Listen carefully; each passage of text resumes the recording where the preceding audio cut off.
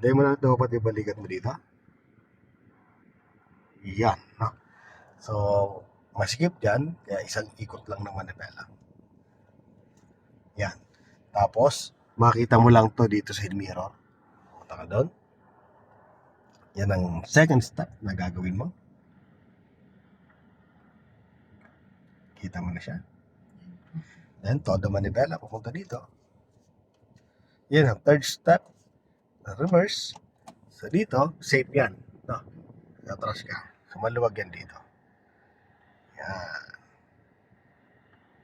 Yan. Tapos, silip ka rin sa kabila. Okay? Kung sisigip siya. Parang na mo na yan. Okay? Atras ka. Yan. Pag yan, lalapit ka na dyan. Ibig sabihin, nalapit ka sa kanya. Sige, kaunti pa. Okay, stop na. Ano? Todo manibela mo dyan sa kaliwa. Yan. Tapos, aabante ka. No? Yan. Po-forward mo lang para maangat mo lang yan. Sige, forward konti lang.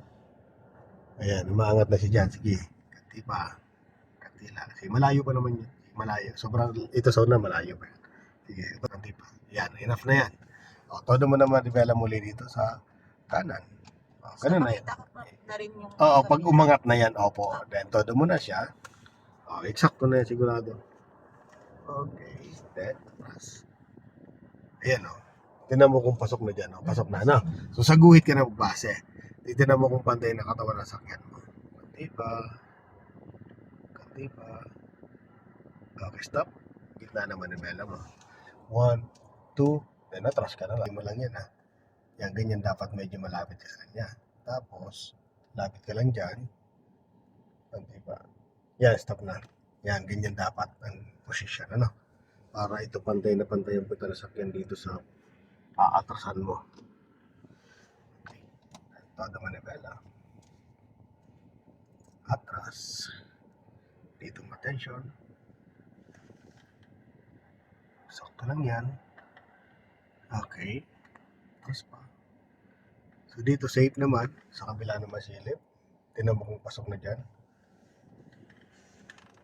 Hindi ko nakikita. Pasok naman. Okay, atras ka pa. Pump. Okay.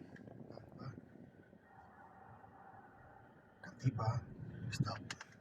Yan, kontrolin mo yung sakyan mo. Kailangan dun lang sa pattern. No? Na binigay ko siya yung pattern.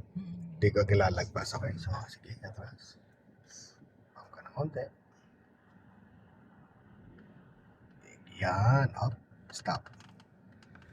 Okay na yung pattern? Nakadiretso na siya. Nakadiretso na. O, gitna manibela mo.